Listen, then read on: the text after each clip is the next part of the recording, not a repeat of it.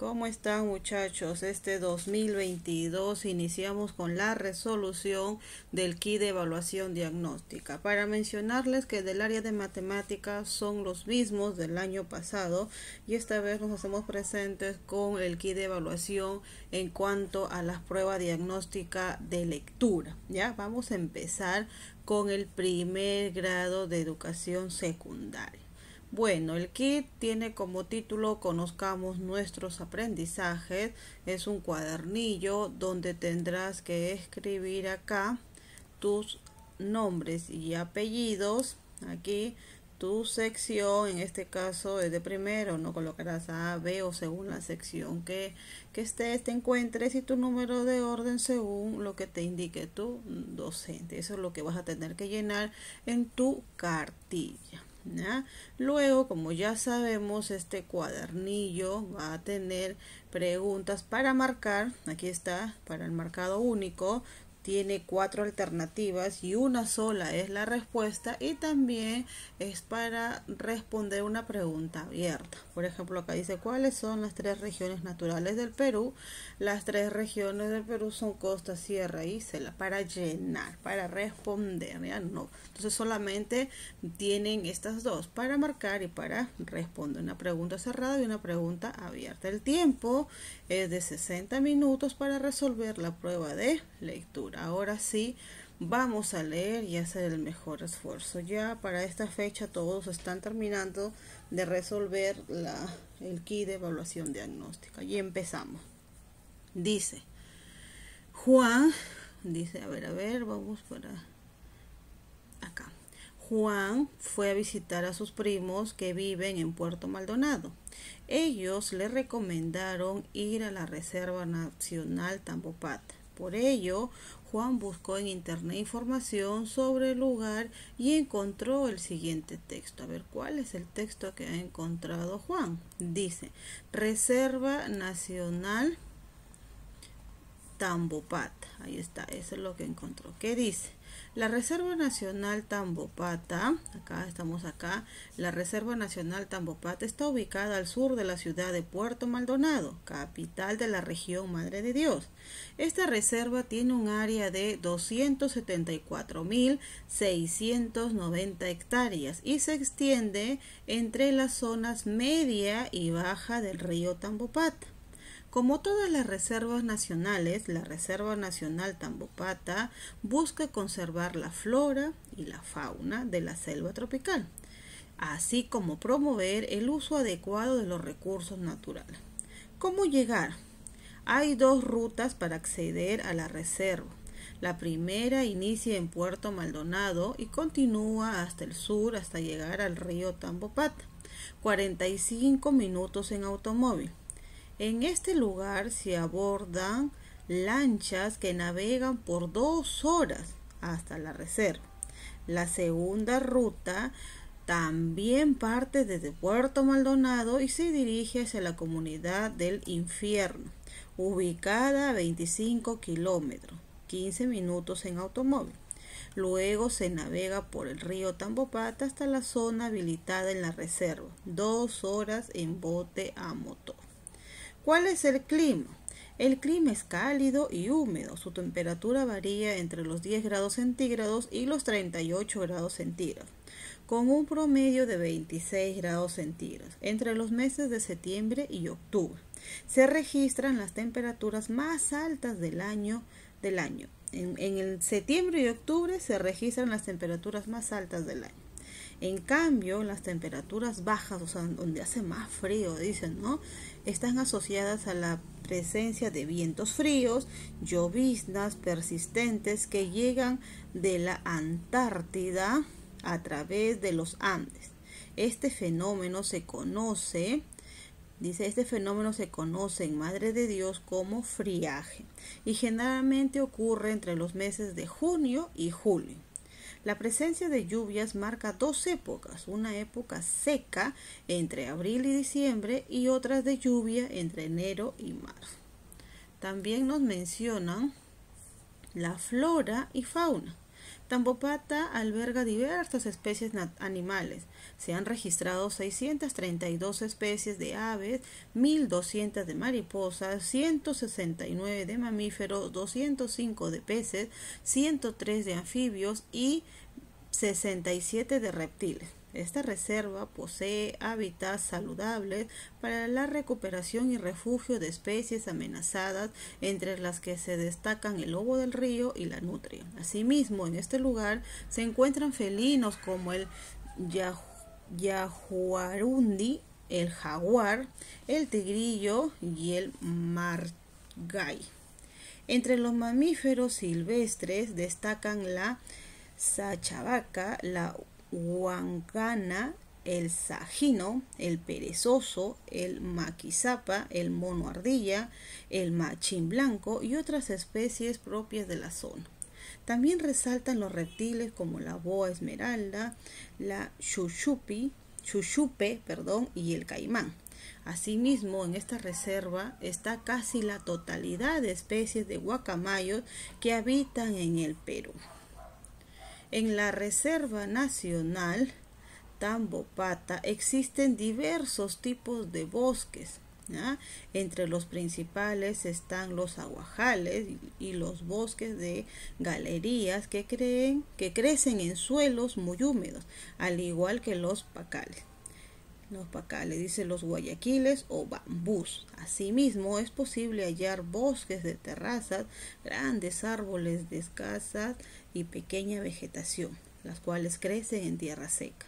Otra especie muy importante que se conserva en esta reserva es la castaña, una especie de árbol gigante que crece en las zonas no inundables de la selva baja amazónica. Muy bien, ya escuchamos la lectura. Ahora nos presentan preguntitas. La primera pregunta dice, recuerde que tenemos que marcar ya la que consideremos la correcta. Tiene 4 alternativas estas preguntas. Dice, ¿en qué meses se registra el calor más intenso de la Reserva Nacional de Tambopata? ¿En qué tiempo hace más calor? Dice, entre junio y julio. La B, entre enero y marzo. La C, entre septiembre y octubre. Y la D, entre abril y diciembre. A ver, ¿recuerdan según la lectura qué nos decía? ¿Entre qué mes? Yo creo que ya tienen su respuesta. Sí, la respuesta es entre septiembre y octubre. La segunda pregunta dice, en el texto, ¿a qué se denomina friaje? Inclusive friaje estaba subrayado dentro del texto.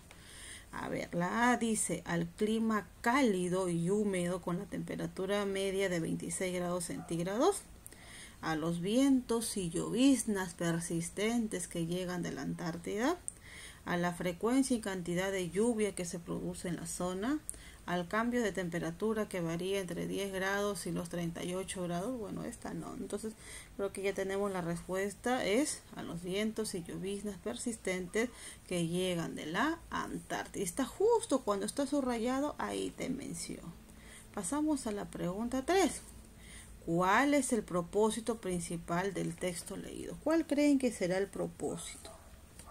Recuerden que Juan fue a visitar una reserva.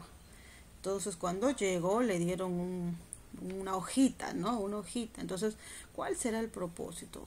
¿Explicar cómo varía el clima en la Reserva Nacional de Tambopata? No. ¿Convencer sobre el cuidado? Tampoco. ¿Informar sobre el acceso?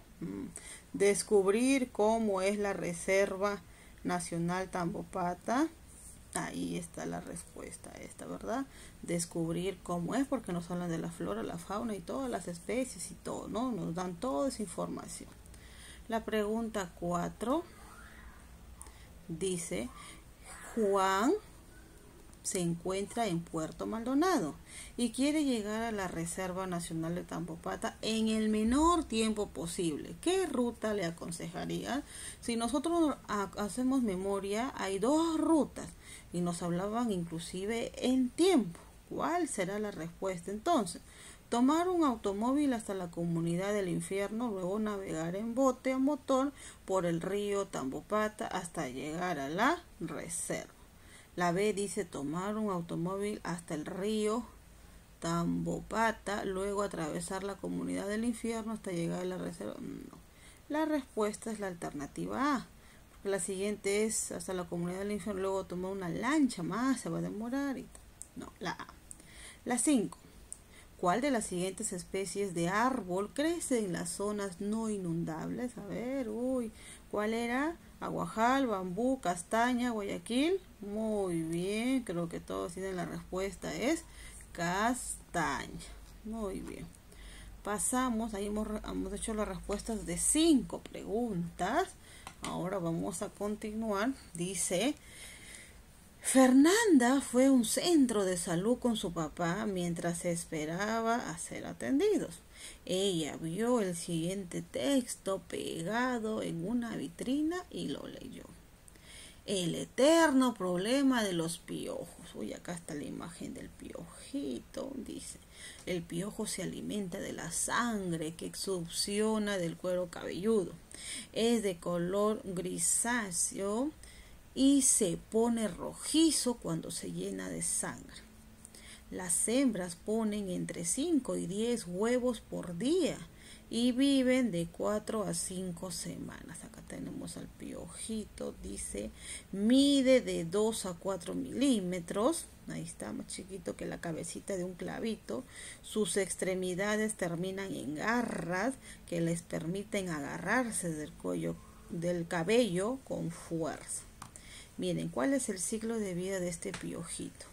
Del día 1 al 10, ahí está, ven. Del día 11 al 12. Del día 23 al 50, ya está bien formado, ¿no? Etapa del huevo liendre, etapa del ninfa y la etapa de adulto. En sus 3 estadios ninfales. Crecimiento en el cabello. La 1 dice: la hembra pone los huevos en el nacimiento de los cabellos y luego los incuba. Ahí está, lo que conocemos como la liendre. El crecimiento natural del cabello hace que a los 10 días la liendre se encuentre a 5 milímetros del cuero cabelludo. Piojos saliendo de una liendre. Ahí está. El huevo seco. Dice: cuando las liendres están por encima de los 5 milímetros, se encuentran vacías porque el piojo está en proceso de convertirse en adulto. Piojo agarrado al cabello. Ahí está. Pediculosis. El 80% de los niños en edad escolar están afectados de piojo. Los picos de contagio se dan en la estación fría hasta principios de la primavera. Primavera, septiembre. Las liendres resisten las bajas y altas temperaturas. De repente va a decir: me baño con agua caliente para que salga. No, dice que resiste. El traspaso se produce por contacto directo con la cabeza infectada. Muy bien. Según lo que hemos leído, vamos a responder siguientes preguntas. Según el texto, ¿hasta cuánto tiempo vive el piojo como ninfa? A ver, ¿recuerdan hasta cuánto tiempo? Hasta el día 10, hasta el día 11, hasta el día 22 o hasta el día 50. ¿Cuál será la respuesta? Hasta el día 22. Muy bien. 7. ¿Cuál sería un mejor título para el texto? A ver, busquemos un título. ¿Recuerdan de qué están hablando? Del piojo, ¿verdad? Ya, pero dentro del texto, ¿de qué nos habla del piojo? De su ciclo de vida. Por lo tanto, el mejor título sería El piojo y su ciclo de vida. La alternativa es la A. La 8 es: seguimos con el texto. Vamos a leer para no perdernos. Esto ya lo hemos dado lectura, nuevamente te lo dan para que puedas visualizar. A partir de esto dice: ¿qué idea se puede deducir de esta parte de texto? ¿Qué idea? Que las liendres se secan antes de que los piojos nazcan, que las liendres se caen del cabello al nacer los piojos, que las liendres se pegan al cabello y se alejan de la raíz a medida que ésta crece, o que las liendres se agarran del cabello y se trepan en él hasta que se abre el huevo. ¿Cuál creen que será la respuesta correcta? Muy bien, la C, ¿verdad? La C, muy bien. Pasamos. Dice, ¿a cuál de las siguientes personas le sería más útil el texto? A ver, ¿a quién? A Jesús, que quiere aprender a cuidarse el cabello. A Karina, que quiere investigar sobre la reproducción de los piojos. A Miguel, que quiere deshacerse de los piojos que tiene en el cabello. A Dalia, que quiere saber cómo ver piojos en el microscopio. ¿A quién crees tú que le va a servir esta información? A Karina, que quiere investigar sobre la reproducción de los piojos, ¿verdad? Muy bien. En la pregunta 10 también nos dan, esta es la última partecita del texto, la parte que estaba bajito. Dice, ¿para qué el autor incluyó esta parte del texto? ¿Para qué lo colocó acá con porcentaje y todo? Para señalar que las infecciones con piojos pueden ser peligrosas, para resaltar que el contagio de piojos es fácil, para mostrar que las liendres son resistentes al frío, acá sería para el calor también, o sea que este de acá ya vas anulando, para indicar que el contagio de piojos sucede en la escuela. ¿Cuál crees tú que sería la respuesta? Lo que dice es para resaltar que el contagio de piojos es fácil, recontra fácil. Si tengo contacto directo con una cabeza infectada, he hecho que ya me van a pasar esos piojitos y ya van a estar también en mi cabecita, ¿ya? Pasamos, dice, en su clase de comunicación Pedro leyó un cuento de Gabriel García Márquez que le gustó mucho. Debido a su interés, buscó y encontró el siguiente cuento de este autor. Algo muy grave va a suceder en este pueblo. ¿De quién es? De Gabriel García Márquez. Imagínese un pueblo muy pequeño donde hay una señora vieja que tiene 2 hijos, uno de 17 y una hija menor de 14. Está sirviéndoles el desayuno a sus hijos y se le advierte una expresión muy preocupada. Los hijos le preguntan ¿qué le pasa? Y ella responde: no sé, pero he amanecido con el pensamiento de que algo muy grave va a suceder en este pueblo. Ellos se ríen de ella, dice que esos son presentimientos de vieja, cosas que pasan. El hijo se va a jugar billar y en el momento en que va a tirar una carambola sencillísima, el adversario le dice: te apuesto un peso a que no la haces.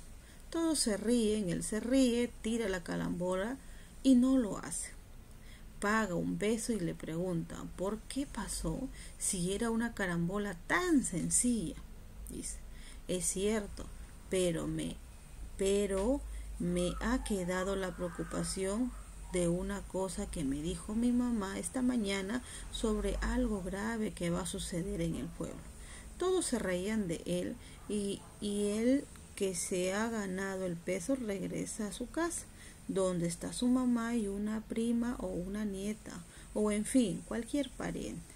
Feliz con su peso, dice: le gané este peso a Damaso en la forma más sencilla porque es un tonto. ¿Y por qué es un tonto? Dice: hombre, porque no pudo hacer una carambola sencillísima, estorbado por la preocupación de que su mamá amaneció hoy con la idea de que algo muy grave va a suceder en este pueblo. Entonces le dice la mamá: no te burles de los presentimientos de los viejos, porque a veces salen. La parienta lo oye y va a comprar carne. Ella dice al carnicero: véndame 1 libra de carne. Y en el momento en que está cortando agrega: mejor véndame 2, porque andan diciendo que algo grave va a pasar y lo mejor es estar preparado. El carnicero despacha su carne y cuando llega otra señora a comprar 1 libra de carne le dice: lleve 2, porque hasta aquí llega la gente diciendo que algo muy grave va a pasar y se están preparando y andan comprando cosas. Entonces la vieja responde: tengo varios hijos, mire, mejor deme 4 libras. se lleva 4 libras y para no hacer largo el cuento, diré que el carnicero en media hora agota la carne. O sea, ¿a cuántos habrá comentado lo mismo, verdad? Mata otra vaca y vende todo y se va esparciendo el rumor. Llega el momento en que todo el mundo en el pueblo está esperando que pase algo. Se paralizan las actividades y de pronto a las 2 de la tarde hace un calor como siempre. Alguien dice, ¿se han dado cuenta del calor que está haciendo? Pero si en este pueblo siempre ha hecho calor. Tanto calor que es un pueblo donde todos los músicos tenían instrumentos remendados con brea y tocaban siempre a la sombra porque si tocaban al sol se les caía a pedazos. Sin embargo, dice uno, nunca a esta hora ha hecho tanto calor, pero a las 2 de la tarde es cuando hay más calor. Sí, pero no tanto calor como ahora. Al pueblo desierto, a la plaza desierta, baja de pronto un pajarito y se corre la voz. Hay un pajarito en la plaza y viene todo el mundo espantado al ver al pajarito. Pero señores, siempre ha habido pajaritos que bajan. Sí, pero nunca a esta hora. Llega el momento de tal tensión para los habitantes del pueblo que todos están desesperados por ir y no tienen el valor de hacerlo. Yo sí soy muy macho, grita uno, yo me voy. Agarra sus muebles, sus hijos, sus animales, los mete en una carreta y atraviesa la calle central donde está el pobre pueblo viéndolo, hasta el momento en el que dice, si éste se atreve a irse, pues nosotros también nos vamos. Y empiezan a desmantelar literalmente al pueblo. Se llevan las cosas, los animales, todo. Y uno de los últimos que abandona el pueblo dice, que no venga la desgracia a caer sobre todo lo que quede en nuestra casa. Y entonces incendia la casa y otros incendian otras casas. Huyen en un tremendo y verdadero pánico, como un éxodo de guerra, y en medio de ellos va la señora que tuvo el presagio clamando, yo lo dije, que algo muy grave iba a pasar, y me dijeron que estaba loca. Glosario, ¿qué significa billar?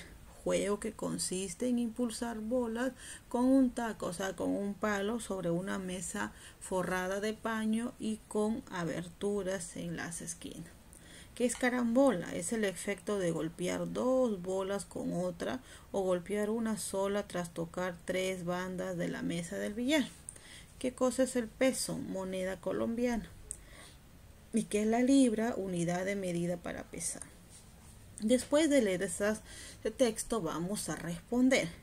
¿Cuál de los siguientes hechos ocurrió primero en el cuento? A ver, ¿qué ocurrió primero? Un pajarito aparece en la plaza, esa no porque fue casi lo último. El carnicero vende toda la carne, tampoco, ¿no? El carnicero fue el que terminó de contar todo. El hijo falla una carambola, la madre abandona el pueblo. A ver, ¿cuál será la respuesta? ¿Dónde empieza? Aquí, ¿verdad? El hijo falla una carambola. Ahí está la número 11, es la alternativa C. La número 12 dice, en el cuento, ¿qué significa la palabra esparciendo? A ver, ¿qué significa esparciendo? Significa exagerado, comprobando, difundiendo, mintiendo. ¿Qué es esparciendo? Es como alargar algo, ¿verdad? Entonces estoy difundiendo. La pregunta 13. ¿Cómo son principalmente los personajes del pueblo? ¿Cómo serán? Disfrutan al apostar el dinero, tienen el poder de ver el futuro, creen en rumores y supersticiones o son burlones y precavidos. ¿Cuál será la respuesta? Creen mucho en rumores y superstición. La pregunta 14 dice, ¿cuál es la enseñanza principal de este cuento? ¿La gente debe prepararse para enfrentar una tragedia? ¿Los presentimientos de una madre suelen cumplirse? La C, ver pájaros en una plaza es una señal de mala suerte. O la D, creer en rumores y difundirlos puede provocar tragedia. ¿Cuál será? Esto pues, ¿no? Imagínense, es como un teléfono malogrado, escucho y voy hablando y voy aumentando encima. 15. Un estudiante ha leído este cuento y opinó lo siguiente. Yo creo que la señora que primero dijo que algo grave pasaría es la culpable de todo lo que pasó en el pueblo. ¿Cuál de las siguientes ideas podría apoyar la opinión de este estudiante? Los acontecimientos fueron provocados por el rumor de la señora, la burra de los hijos sobre el presagio de la señora causó la desgracia. Al final de la historia la señora afirma que su presagio se cumplió. En la historia el carnicero ayuda a esparcir el rumor el rumor de la señora en el pueblo. ¿Cuál será la respuesta? Esto, ¿verdad?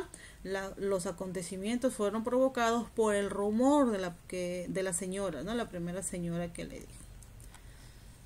Seguimos con otro texto. Dicen, recuerden, es texto, pregunta. Ya estamos en la pregunta 15. Son 25 preguntas, ya nos falta poco. Durante el recreo, dice, conversaste con tus compañeros de la clase sobre la cantidad de tareas que dejan los profesores.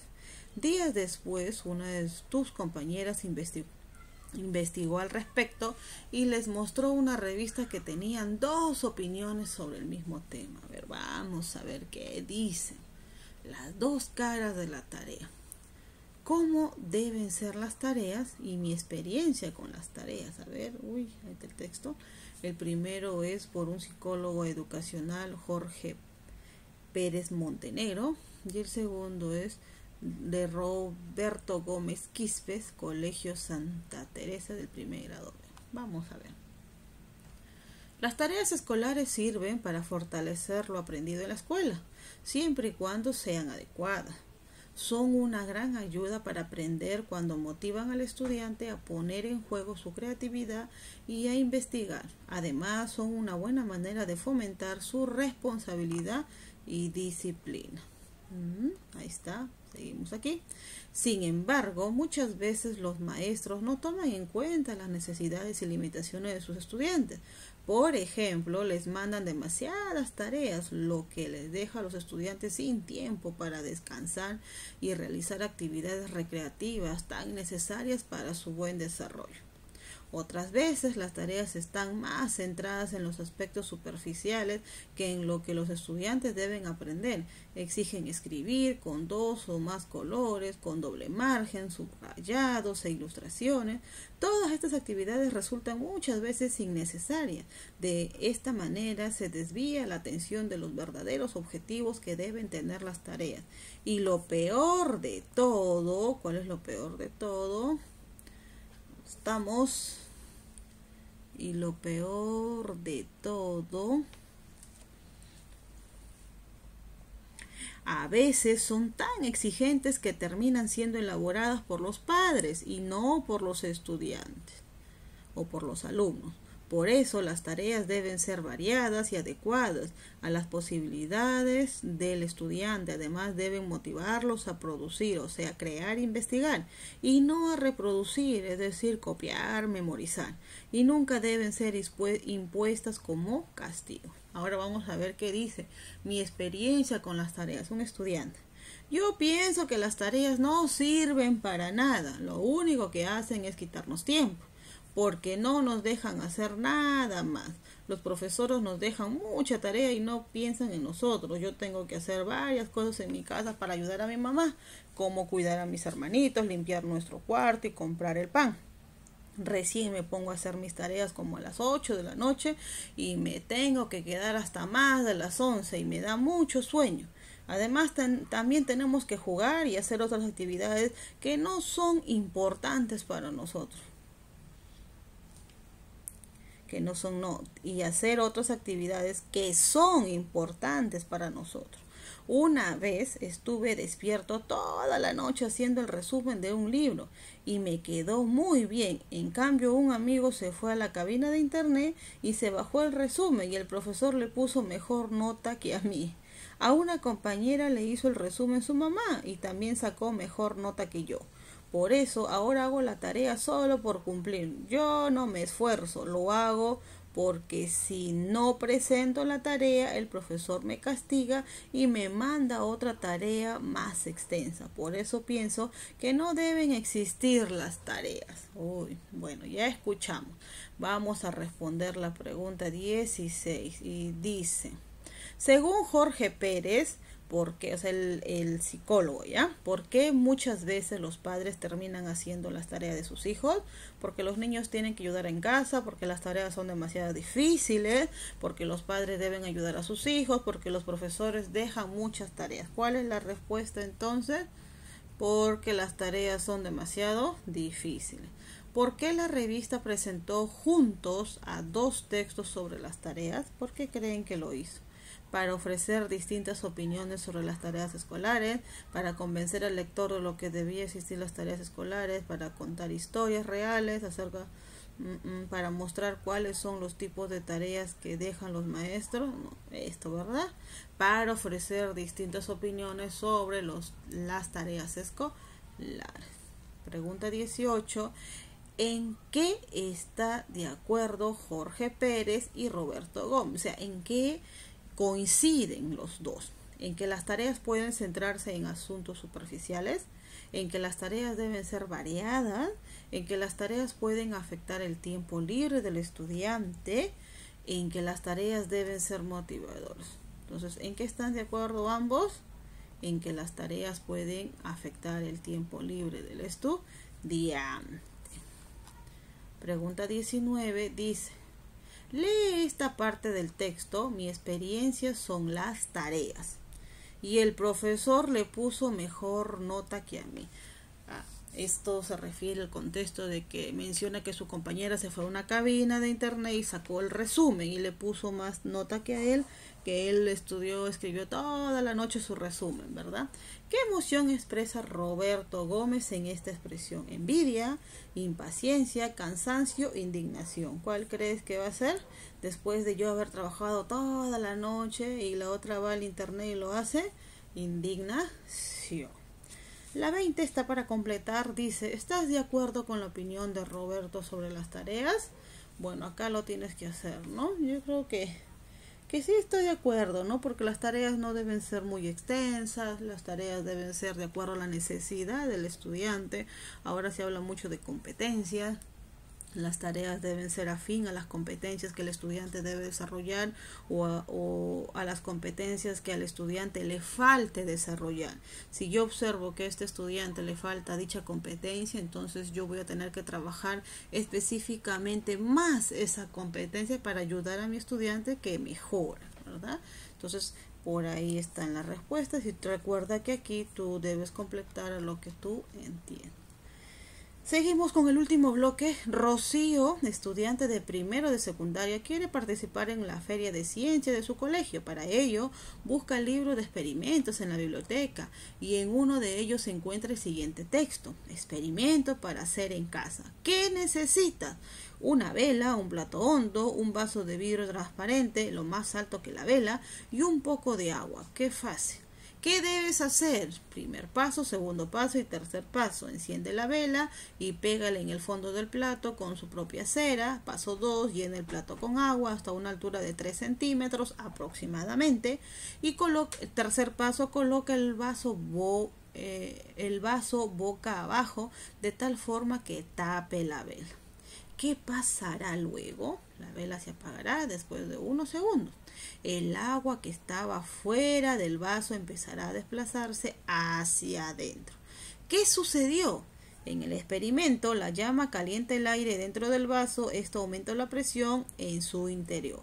La llama estará encendida mientras se consume el oxígeno que hay dentro del vaso. En este proceso se forman sustancias como el dióxido de carbono. Segundos después, la vela se apaga debido a que el oxígeno se agota dentro del vaso. Al apagarse la llama, el aire se enfría. Esto disminuye la presión del vaso, por ello el agua ingresa a este. Muy bien, vamos a responder las últimas 5 preguntas. Dice, ¿qué debe hacer antes de pegar la vela en el plato? A ver, ¿qué debe hacer? Fácil, encender la vela, llenar el plato con agua, meter el agua en el vaso, tapar la vela con el vaso. A ver, yo sé que ustedes tienen la respuesta. ¿Qué debe hacer? Encender la vela. 22. ¿Para qué se ha escrito principalmente este texto? ¿Para qué se ha escrito? Para expresar una opinión, para narrar una historia, para dar instrucciones o para describir objetos. ¿Para qué será? Para dar instrucciones, porque son pasos que se debe seguir. La 23. ¿Cuál sería el título más adecuado en este texto? ¿Cuál sería? Sepa cómo arde una vela húmeda, la vela que hace subir el agua, apagando la vela con agua, la vela y el vaso de vidrio. A ver, ¿cuál sería para ustedes el título más adecuado? ¿Cuál será? La vela que hace subir el agua. Muy bien. La 24 y la 25, para finalizar, dice: luego de apagarse la vela, se apaga la vela, ¿por qué el agua ingresa al vaso? Y lo explicaban muy bien. Alternativa A, porque en el interior del vaso se ha formado el dióxido de carbono, porque la presión disminuye dentro del vaso al enfriarse el aire. La C, porque el vaso no está completamente pegado al plato. Y la D, porque en el vaso hay mucho oxígeno que jala el agua. ¿Cuál será la respuesta entonces? Porque la presión disminuye dentro del vaso al enfriarse el aire. Muy bien. La 25. Y última, ¿por qué se han incluido las imágenes en el texto? ¿Por qué han puesto las imágenes? Para indicar los materiales usados en el experimento, para resaltar el aspecto estético del experimento, para comprobar si el experimento funciona.